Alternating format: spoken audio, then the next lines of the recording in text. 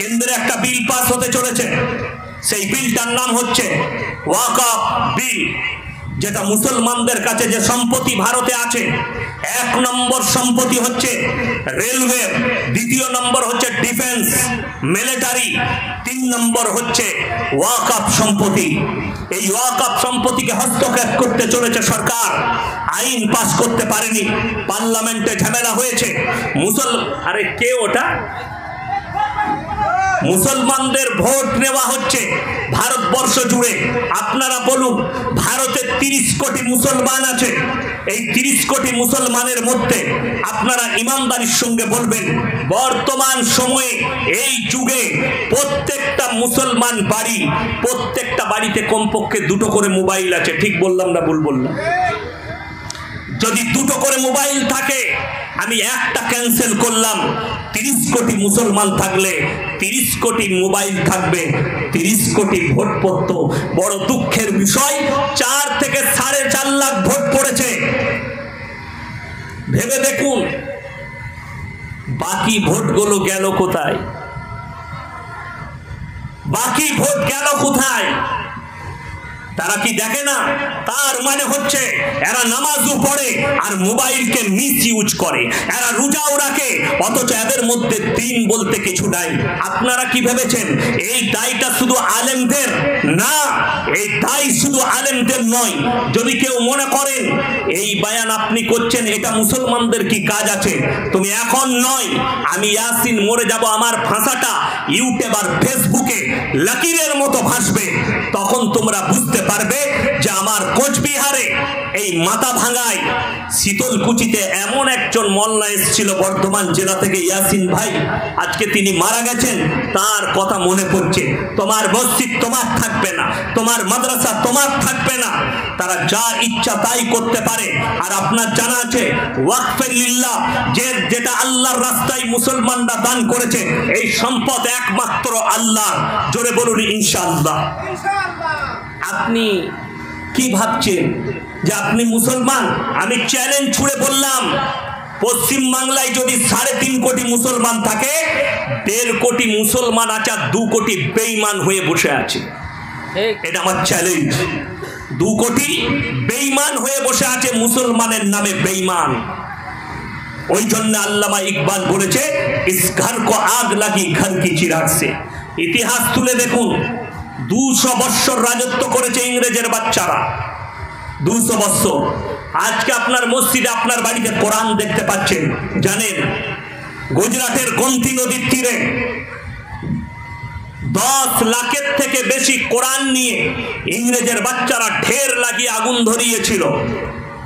শাহ আব্দুল আজিজ মুহাদ্দিস দেহলভী রহমতুল্লাহ আলাইহি তিনি বললেন, এই ইংরেজের বাচ্চারা শোনো, তোমরা যদি মনে করো এই 10 লাখ কোরআনকে জ্বালিয়ে ইসলামকে মিটিয়ে দেবো, তোমরা যদি মনে করো ভারতবর্ষের 1 কোটি কোরআনকে জ্বালিয়ে ইসলামকে মিটিয়ে দেবো, তো আল্লাহর কসম তোমরা ভুল পথে আছো। কেন জানো? তাদের কর্নেল জিজ্ঞেস করলে কেন, বলে এই কোরআনে একটা শব্দ আছে, ইন্না নাহনু নাযালনা যিকরা ওয়া ইন্না লাহুল হাফিজুন। এই কোরআনকে আমি আল্লাহ অবতীর্ণ করেছি, এই কোরআনের হেফাজতের দায়িত্ব আমি আল্লাহ নিজে নিয়েছি। জোরে বলুন সুবহানাল্লাহ। শুধু তাই নয়, কোরআনটা হেফাজত কোথায় করেছেন?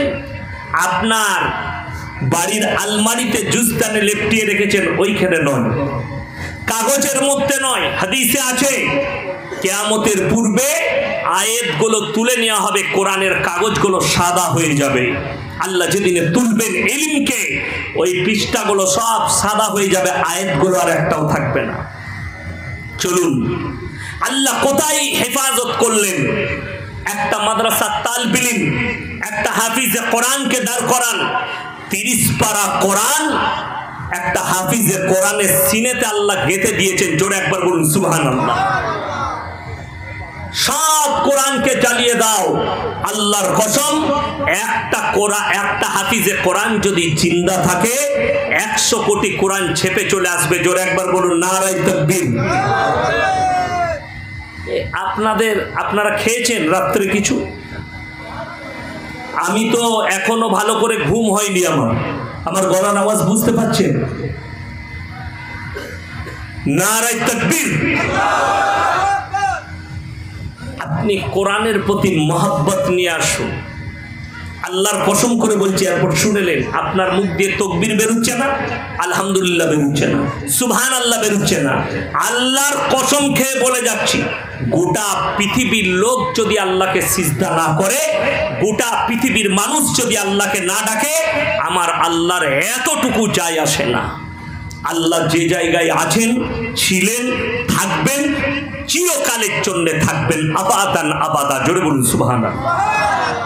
আপনি কি ভাবছেন সিজদা কোরআনে আছে? হে নবী বলে দাও, তারা আমাকে সিজদা করুক আর না করুক, পৃথিবীর সমস্ত মানুষের ছায়াগুলো আমাকে 24 ঘন্টা সিজদা করে। আপনার ছায়া আল্লাহকে সিজদা করছে, আপনি না করতে পারেন, আপনার ছায়াটা সিজদায় রত হয়ে আছে। ওই জন্য আমার মুসলমান ভাই, প্রত্যেকটা ভাইকে অনুরোধ করব, আজকে হাত তুলে বলুন 5 ওয়াক্তের নামাজ আজ থেকে ফজর থেকে পড়ব। সকলে জোরে বলুন ইনশাআল্লাহ। হাত তুলেন, জোরে বলুন ইনশাআল্লাহ। হ্যাঁ, 5 ওয়াক্তের নামাজ, নারী পুরুষ উভয়ে নামাজ কেন পড়বেন? নামাজের জন্য আমাদের সমাজে অনেক লোক আছে নামাজ পড়ে না কিন্তু ভালো কাজ করে, রোজা রাখে না কিন্তু ভালো কাজ করে। তারা বলে আমরা নামাজ পড়ি না, রোজা না রাখতে পারি, কিন্তু আমাদের মতো ভালো লোক পাবি না। সত্যিকারই তাই, তারা ভালো লোক, তারা কারো ক্ষতি করে না, তারা পরোপকারী, তারা ভালো মানুষ, কারো পরচর্চা করে না, লোক ভালো, কিন্তু জীবনে নামাজ পড়ে না। তারা মনে মনে ভাবে আমরা নামাজিদের থেকেও ভালো। তাদের জন্য এরপর কোরআন শোনাবো। যারা ভাবছেন আমি নামাজ পড়ি না কিন্তু নামাজিদের থেকে ভালো লোক, তারা শুনবেন, তাদের জন্য এই কোরআনের আয়াতটা। কিয়ামতের দিনে জান্নাতীরা যখন জান্নাতে প্রবেশ করবে আর জাহান্নামীরা যখন জাহান্নামে প্রবেশ করবে, জান্নাতীরা আওয়াজ দিয়ে দাঁড় করাবে, কি বলে? ফি জান্নাতি ইয়াতাসাআলুনা আনিল মুজরিমিনা মা সালাকাকুম ফি সাকার। এই জাহান্নামী ভাইরা, দাঁড়াও দাঁড়াও দাঁড়াও, তোমরা কেন জাহান্নামে গেলে? কেন যাচ্ছ? তুমি তো বলতে তোমরা ভালো লোক, তোমরা তো বলতে আমরা কেন অন্যায় করিনি। তাদের মুখ থেকে 3টে উত্তর বেরিয়ে আসবে মারাত্মক। নাম্বার 1, ক্বালু লাম নাকু মিনাল মুসাল্লিন, আমরা নামাজি মুসল্লিদের মধ্যে ছিলাম না। এটা 1 নম্বর, আমরা নামাজি মুসল্লিদের মধ্যে ছিলাম না, তাই আল্লাহ আমাদিকে জাহান্নামে পাঠিয়েছে। ওয়া কুন্না ক্বালু লাম নাকু মিনাল মুসাল্লিন ওয়া লাম নাকু নুতিমুল মিসকিন, এটা 2 নম্বর। আর আমরা মিসকিনকে, গরিবকে খানা খাওয়াইতাম না, তাই আল্লাহ জাহান্নামে পাঠিয়েছে। 2 নম্বর, ওয়া কুন্না নাখুদু মাল খাইদিন, এটা মারাত্মক, প্যাথেটিক, একদম ডেঞ্জার আয়াত।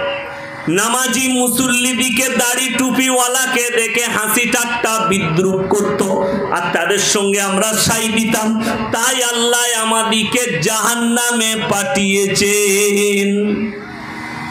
ওয়া কুন্না নুকাজ্জিবু বিয়াউমিদ্দিন, আর আমরা বিচারের দিবসকে মিথ্যা বলে মনে করিতাম, তাই আল্লাহ আমাদিকে জাহান্নামে পাঠিয়েছে।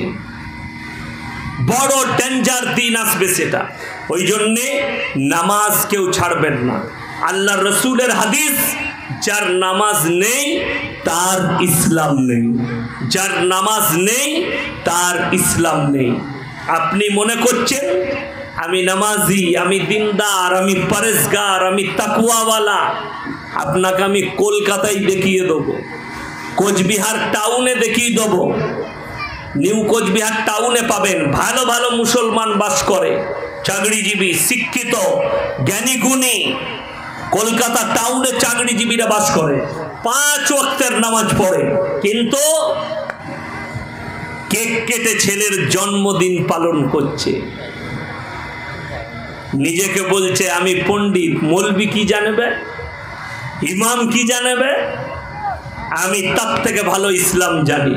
জন্মদিন চলবে, করো, আপনার জানাই নেই। কোরআনে আছে সূরা ফাতিহার একবারই শেষ আয়াত, গায়রিল মাগযুবি আলাইহিম ওয়ালাদ-দাল্লিন। এটা আপনি মানেটা খুললে বুঝতে পারবেন না, তফসিরে যেতে হবে, ব্যাখ্যা বিশ্লেষণে যেতে হবে। মাকজুম মানে ইহুদি, দল্লিন মানে নাসারা।